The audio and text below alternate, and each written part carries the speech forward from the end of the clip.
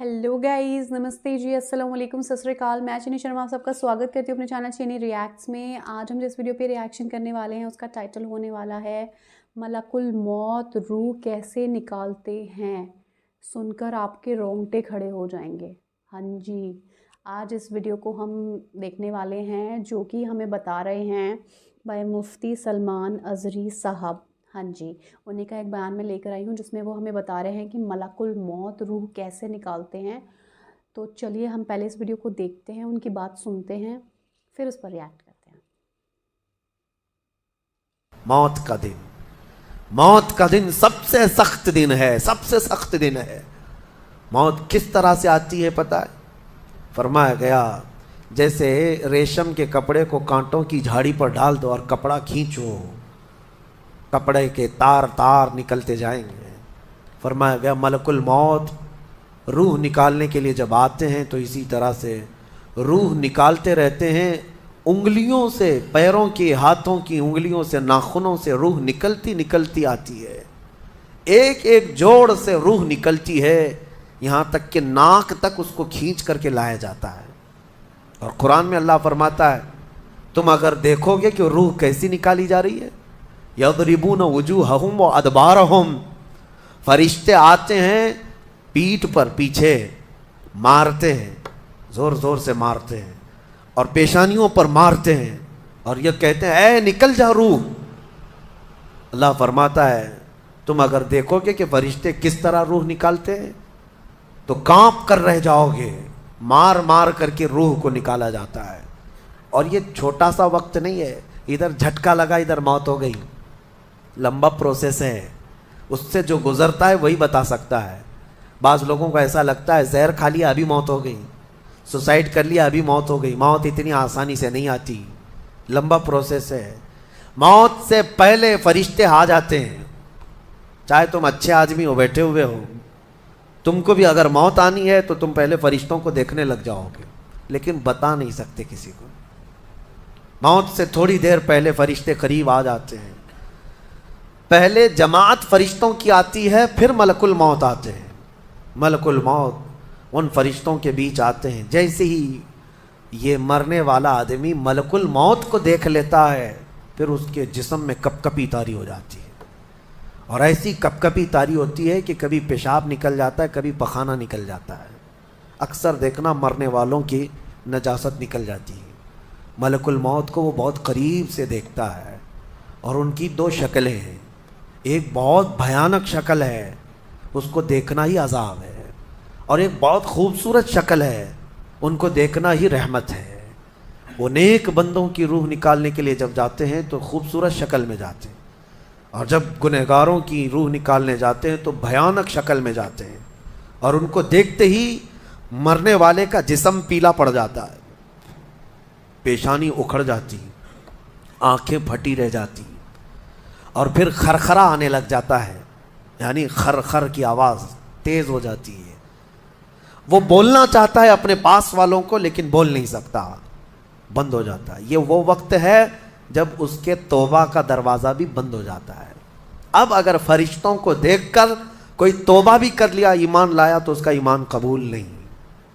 उस वक्त से पहले पहले तक जो भी ईमान लाया या तौबा किया, उसकी तौबा कबूल है। लेकिन मौत का खरखरा आ गया और फरिश्तों को देख लिया, उसके बाद बहुत सारे काफिर भी पुकारेंगे कि हम ईमान लाते हैं अल्लाह पर। नहीं, अब ईमान कबूल नहीं होगा। मौत इतनी आसानी से नहीं आती, इसका प्रोसेस है।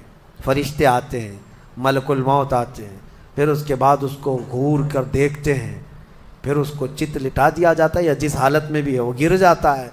खड़ा है तो गिरता है, बैठा है तो गिरता है, मौत आने से पहले लुढ़क जाता है। ये ज़रूरी भी नहीं है कि आज मैं अपने आप को संभाल कर बैठा हूँ। अगर मेरी मौत आनी है, इसी कुर्सी से गिर जाऊँ, इसी जगह से हम गिर जाएंगे। और उसके बाद मलकुल मौत रूह खींचना शुरू करते हैं। पैरों के नाखूनों से लेकर, हाथों के नाखूनों से लेकर, उसके जिस्म के हर हिस्से से लेकर नाक तक खींचते हुए लाते हैं। और उसके बाद जब पूरी रूह निकल जाती है, वो लेकर के चलते रहते हैं और मुर्दा उनको जाते हुए देखता रहता है। आंखें सबसे लास्ट में खुली रहती। किसी भी मरने वाले की आंखें बंद नहीं रहती, खुली रहती। وہ دیکھتا رہتا ہے. اسی لیے حدیث پاک میں ہے جب کسی کی روح نکل جائے تو سب سے پہلے تم اس کی آنکھیں بند کر دو. ہمیں بند کرنا ہوتا ہے اور اس کے بعد منہ بھی کھلا رہ جاتا ہے, منہ اوپن رہ جاتا ہے. فرمایا گیا منہ کو دبا کر بند کر دو. یہ سب نشانیاں ہیں میرے عزیزوں موت کی سختیوں کی. آپ کو پتہ ہے جب رسول کریم صلی اللہ تعالیٰ علیہ وسلم کی وفات آئی, اللہ اکبر, نزع کا عالم اتنا سخت تھا کہ بار بار حضور اکرم صلی اللہ علیہ وسلم کو پورے پانی کے مٹکے انڈیل دیے جا رہے تھے. 3 مٹکے حضور پر انڈیل دیے گئے موت سے پہلے, اور حضور اس کے بعد تھوڑا آرام محسوس کرتے اور پھر شدت کا بخار. اور وہ آخری وقت تھا جب حضرت فاطمہ آپ کے پاس آئی تھی. حضور نے ان کے کان میں بتا دیا, وہ رونے لگ گئی. کیا کہا تھا حضرت فاطمہ کہتی ہیں حضور نے فرمایا اے فاطمہ اب میں جا رہا ہوں, میرا آخری وقت ہے. پھر ایک دوسرے کان میں ان سے کہا میرے خاندان میں سے سب سے پہلے تم مجھ سے ملنے والی. آج یوم فاطمہ بھی ہے, سیدہ کائنات کا آج یوم وصال ہے, 4 رمضان المبارک. تو رسول کریم صلی اللہ تعالیٰ علیہ وسلم حضرت عائشہ صدیقہ کے سینے سے سر لگا کر لیٹے ہوئے تھے. حضرت عائشہ فرماتی ہیں سنو مجھے پتہ ہی نہیں تھا. حضور حضرت عائشہ سے زیادہ محبت کرتے تھے, اسی لیے آخر وقت میں حضرت عائشہ کے ہی حجرے میں رہنے لگے, باقی دوسری بیویوں کیا نہیں جاتے. حضرت عائشہ کہتی ہیں میں حضور اکرم صلی اللہ تعالیٰ علیہ وسلم کو کبھی مسواک دے رہی, کبھی پانی کے چھڑکاؤ کر رہی. تھوڑی دیر کے بعد حضور اکرم صلی اللہ تعالیٰ علیہ وسلم لیٹے لیٹے اسی طرح رہ گئے. حضرت عائشہ کہتی ہے میرے سینے پر حضور کا سر تھا, وہ اتنا بھاری ہو گیا مجھے لگتا تھا کہ میری پسلیاں ٹوٹ جائیں گی. یہ حضرت عائشہ کہتی ہیں مجھے ایسا لگتا تھا کہ میری پسلیاں ٹوٹ جائیں گی. ہوا کیا تھا؟ حضرت عائشہ فرماتی ہیں دروازے پر جبرائیل امین آئے, روح نکلنے سے پہلے کی بات ہے. حضرت عائشہ فرماتی ہیں حضور کے پاس جبرائیل آخری بار آئے, وہ غمگین حالت میں آئے یا جس حالت میں ہو.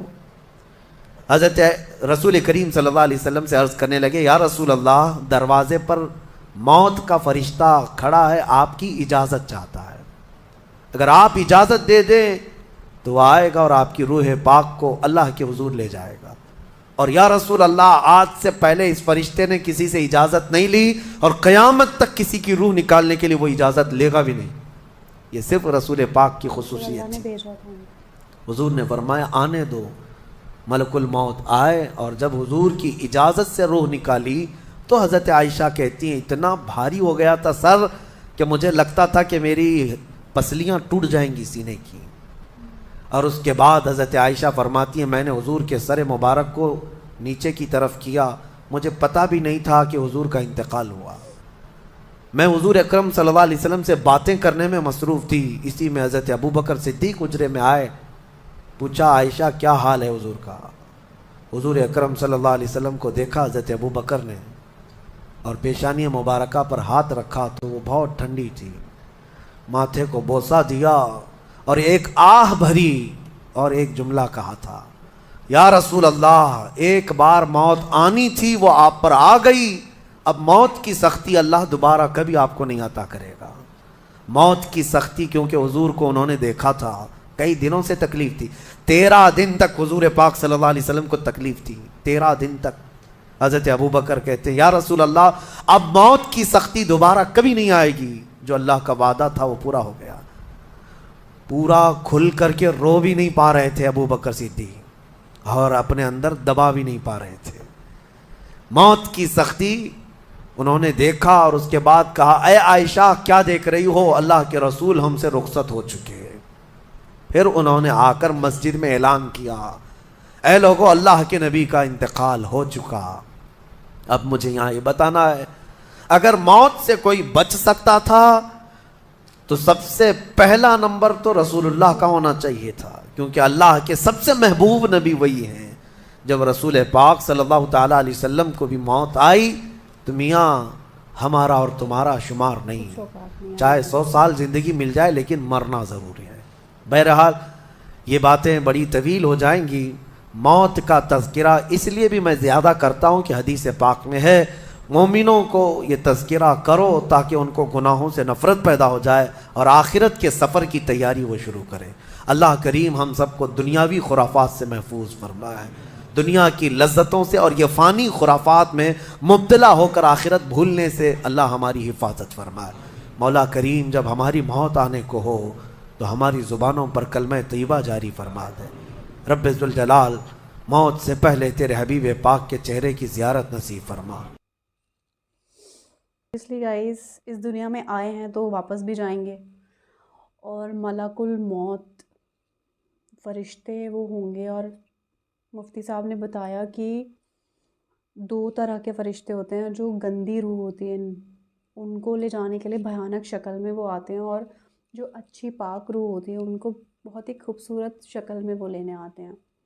اور اس میں ہمارے پیارے پروفٹ محمد صلی اللہ علیہ وآلہ وسلم کی وفات کے بارے میں بھی بتایا انہوں نے، کہ جب وہ اس دنیا سے پردہ کر رہے تھے تو جبریل علیہ السلام آئے۔ مجھے بھی پتہ تھا یہ والا واقعہ کہ جبریل علیہ السلام آئے تو وہ دروازے پہ انہوں نے نوک کیا کہ باہر موت کا فرشتہ کھڑا ہے آپ کو لے جانے کے لیے، کیا وہ اندر آ جائے؟ ان کی اجازت لینے کے لیے اجازت مانگ رہے تھے وہ، کیونکہ اللہ نے بولا تھا کہ اگر میرا پیارا محمد بولیں کہ ہاں آپ میری روح کو قبض کر لیں تو ہی کرنا، ورنہ اگر وہ نہ کہیں تو بالکل بھی ان کو ہاتھ نہیں لگانا، ٹھیک ہے؟